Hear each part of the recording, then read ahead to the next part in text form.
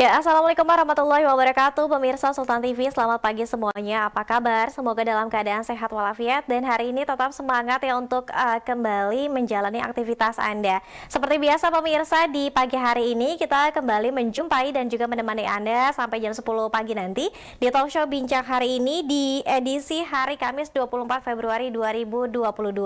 Namun sebelum kita membahas tema kita hari ini, kita ingatkan kembali untuk Anda yang belum memfollow seluruh media sosial kita di Instagram kita di @sultantv.co dan juga @beritasultantv, fanpage Facebook kita di @kreatifsultan, lalu juga di YouTube streaming kita di Sultan TV dan juga Anda bisa menyaksikan tayangan kita melalui TV satelit Nin Media di channel 026. Pemirsa, hari ini kita akan bahas soal ibu baru dan juga jelang dan juga mempersiapkan Indonesia Emas tahun 2045. Seperti kita ketahui bersama, pemirsa, bahwa rancangan Undang-Undang IKN telah resmi disahkan menjadi UU IKN dan juga telah diteken oleh Presiden Republik Indonesia Joko Widodo pada pekan lalu. Artinya, ini secara landasan hukum pembangunan proyek IKN di Kalimantan Timur akan segera dimulai. Nah, apa kemudian kaitannya dengan mempersiapkan Indonesia Emas tahun 2045? Di pagi hari ini melalui line Zoom meeting kita telah terhubung dengan narasumber kita yang luar biasa hari ini. Ada Bapak Ilham Habibi, DRI MBA selaku Ketua Dewan Penasehat Forum Dialog Nusantara. Assalamualaikum Pak Ilham.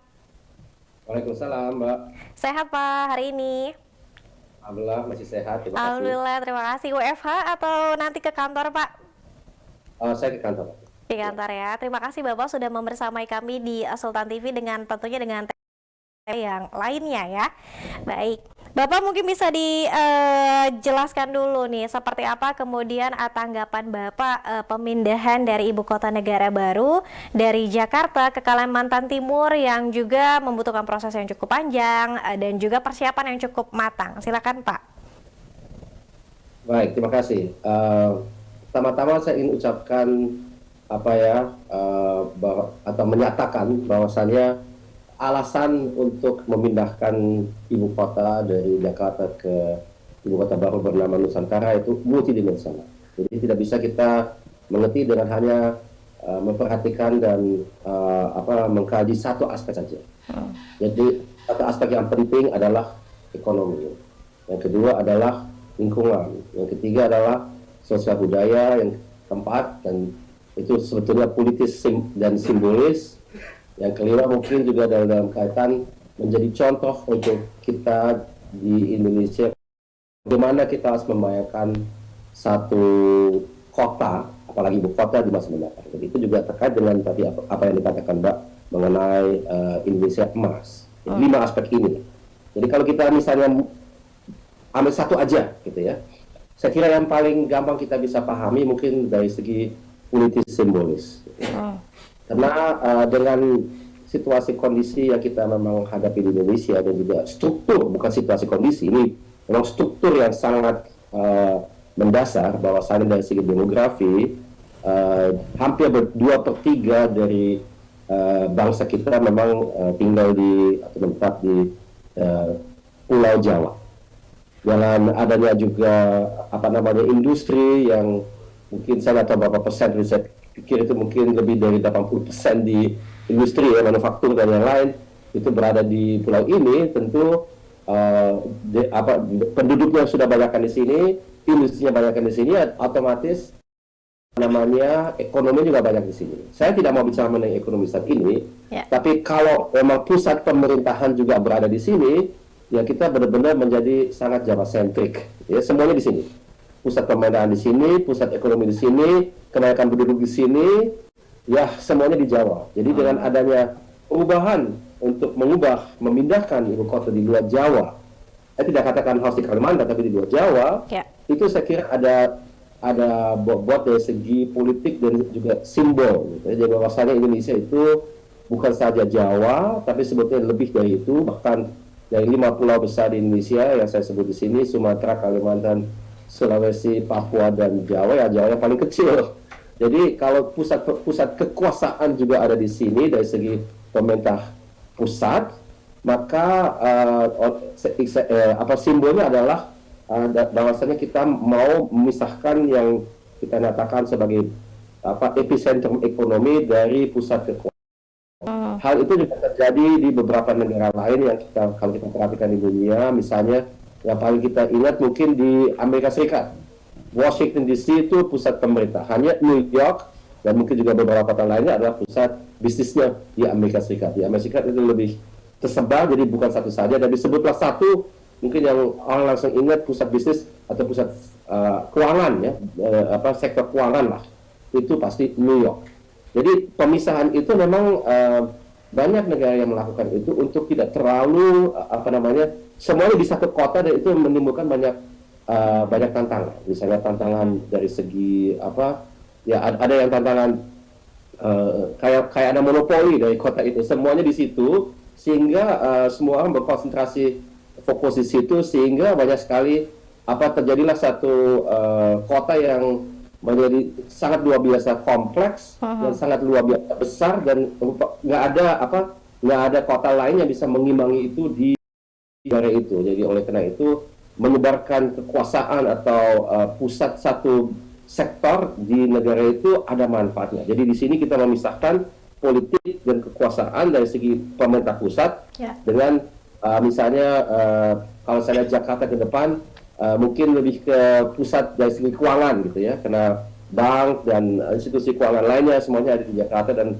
apakah itu akan pindah ke lain kota ya, Alawam bisawab, saya tidak tahu, tapi saya bisa bayangkan bahwa Jakarta akan menjadi kayak New York ya. Jadi saya lihat itu satu alasan yang sangat-sangat penting harus kita sadari, tapi itu baru satu dimensi ya yang saya terangkan di sini. Mau kita berdiskusi dulu atau mau saya terangkan yang 4 lainnya juga? Mungkin saya butuh pemirsa juga nih Pak, kenapa kemudian dipilih Kalimantan Timur, mungkin lebih spesifiknya di Kabupaten Penajam Pasir Utara, tidak memilih pulau lain? Ini ada kaitannya dengan beberapa hal yang dengan hal yang lain yang saya tadi maksudkan. Yang pertama, Kalimantan, kalau kita lihat Indonesia ini sebagai satu entitas dari barat ke timur, Sabang ke Merauke, dari Miangas sampai ke Rote, itu pusat atau titik berat dari segi atau di tengahnya itu kurang lebih di Kalimantan Timur. Jadi Kalimantan Tengah, Kalimantan Timur di situ kurang lebih. Kita harus persis di tengah. Tapi kalau kita lihat dari ibu kota baru itu ke titik paling barat, ke titik paling timur, hampir sama. Titik paling utara, titik paling selatan, hampir sama. Jadi itu kurang lebih di tengah. Jadi kayak di tengah, benar-benar di tengah. Itu satu alasan saya kira ya, kenapa dia di situ. Kedua, kalau kita lihat dari segi struktur Indonesia, biasanya kita juga kalau kita lihat ya, Indonesia itu kan kadang kalau kita lihat epicentrum ekonominya itu kan tadi saya nyatakan Jawa. Yang kedua sebenarnya itu apa? Ya Sumatera. Sumatera juga saya kira karena dia besar dan populasinya juga besar dan ada di situ, jadi kekuatan ekonominya itu juga ada di situ. Jadi kalau kita memisahkan di antara Indonesia Barat misalnya dan Timur, ya Timur itu biasanya disebut sebagai Kalimantan, terus NTT, Sulawesi, Maluku Utara, Maluku, Papua Barat, Papua. Nah ini Indonesia bagian timur gitu ya. Jadi Kalimantan kan juga ada beberapa provinsi, Kalbar, Kalteng, Kalsel, Kaltim, dan Kaltara. Nah jadi Indonesia Timur itu biarpun dia lebih besar daripada Indonesia Barat, tapi kalau kita lihat dari segi ekonomi dan populasi jauh lebih kecil gitu ya. Dari segi populasi saya kira lebih dari 80% itu tinggal di Indonesia Barat, Indonesia Timur itu kurang dari 20%. Dari ekonomi juga kurang lebih seperti itu. Bahkan saya kira 85% dari ekonomi itu di Indonesia Barat, hanya 15% di Indonesia Timur. Jadi kalau kita membuat satu simbol memindahkan pusat kekuasaan ke timur, itu seolah kita menandakan ya ini Indonesia Timur itu bagian timur itu sebetulnya perlu kita tekankan lebih lagi di masa mendatang. Di mana strukturnya memang kalau di Indonesia Timur itu banyakkan laut, Indonesia Barat itu banyakkan darat. Nah itu juga mungkin menekankan kembali bahwasanya Indonesia ini memang tanah dan air gitu ya. Jadi ini ada makna simbolis lainnya lagi kalau kita memang menaruh ibu kotanya di Indonesia bagian timur. Nah yang ketiga, kenapa di Kalimantan? Nah ini lebih ke ekologi. Memang benar bahwasanya khusus Penajam Utara namanya kalau misalnya itu tidak lagi kita temukan hutan yang masih berada dalam keadaan asli. Jadi itu hutan kalau ada di situ, kalaupun ada di situ ya sudah boleh dikatakan hutan sekunder. Jadi tidak bisa kita katakan ini contoh satu ibu kota di dalam hutan rimba, tidak lagi ya. Tapi paling tidak ibu kota itu berada di satu pulau Kalimantan itu kalau kita lihat itu boleh dikatakan sebagai salah satu paru-paru dunia. Ya. Kalau kita lihat apa yang saya masukkan dengan paru-paru dunia, yaitu adalah wilayah yang memang penuh dengan hutan, mungkin tidak di Penajam Utara, tapi di bagian lain di Kalimantan itu penuh dengan hutan yang memang menyerap karbon dioksida yang ada di dunia, dan dia mengembalikan lagi oksigen, gitu ya. Jadi oleh karena itu yang disebut dalam bahasa Inggris, maaf saya nggak tahu dalam bahasa Indonesia, carbon sequestration, gitu ya. Yaitu terjadi di beberapa tempat di dunia, apalagi kalau berada di Khatulistiwa. Nah itu di mana? Ya, pertama di Amazon di Brazil, yang kedua di Kongo di Afrika, yang ketiga di Indonesia. Dan Indonesia itu ya Kalimantan, Papua, Sumatera. Jadi Kalimantan itu merupakan satu tempat yang bisa dikatakan ini adalah paru-paru dunia. Jadi kalau kita membangun satu kota di paru-paru dunia ini, tentu kita harus membuat itu dengan satu cara di mana kita tidak mengganggu itu. Jadi itu sudah menunjukkan bagaimana kita bisa membayangkan urbanitas di masa mendatang. Jadi kita ini membuat satu kota yang memang punya fungsi penting menjadi ibu kota, tapi tidak mengganggu atau merusak lingkungan, bahkan harus hidup dengan harmoni dengan lingkungan tersebut. Dengan lingkungan itu bukan saja flora, tapi juga fauna. Dengan kata lain, binatang-binatang, biodiversitas lainnya. Saya kira itu semuanya harus diperhatikan dalam dan mengimbangi itu dengan adanya kota yang signifikan. Nah, jadi dalam hal ini juga yang keempat itu, kenapa dipilih Kalimantan? Barangkali juga karena Kalimantan ini merupakan salah satu pulau di Indonesia yang tidak masuk dalam yang kita sebut sebagai ring of fire. Jadi tidak ada gunung api, tidak ada gempa bumi. Oleh karena itu kemungkinan adanya tsunami juga berkurang.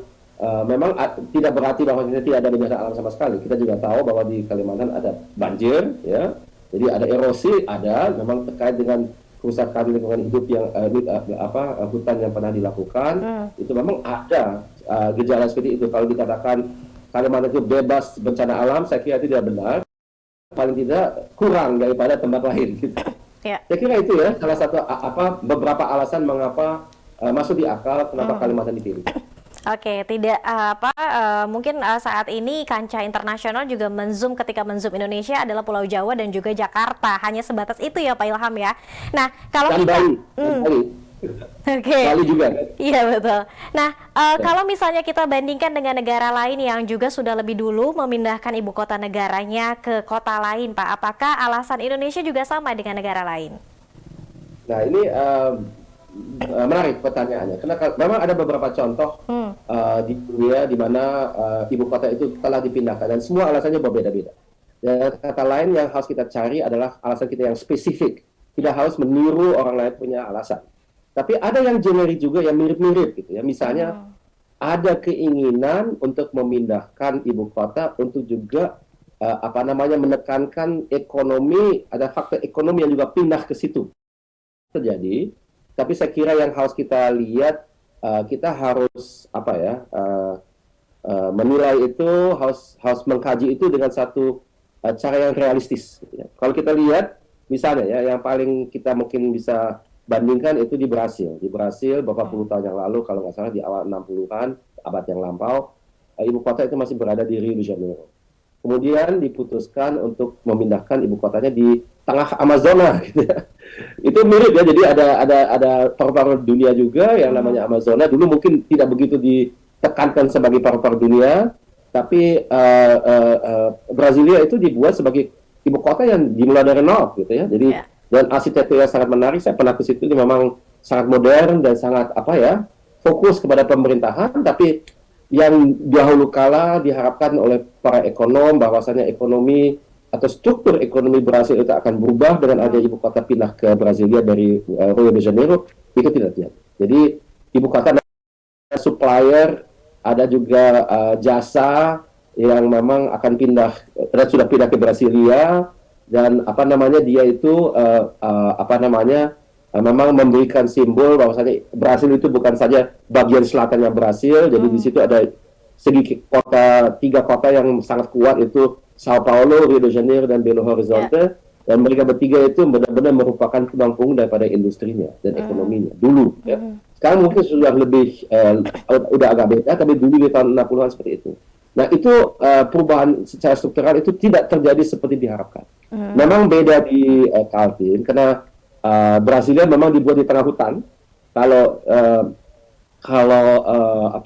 ibu kota negara yang baru bernama Nusantara itu berada di satu tempat, Kaltim sudah ada industri. Jadi ada industri yang berdasarkan sumber daya alam memang, jadi minyak dan gas, batu bara atau tambang lainnya, dan tentu juga kelapa sawit, semuanya ada dan relatif kuat di provinsi Kalimantan Timur. Dan Kalimantan Timur kalau kita hitung dari segi pendapatan per kapitanya itu termasuk yang paling tinggi di Indonesia loh ya, karena penduduknya saya tidak tahu berapa juta, tapi mungkin di bawah 10 juta saya kira, mungkin 8 atau 9. Kemudian kita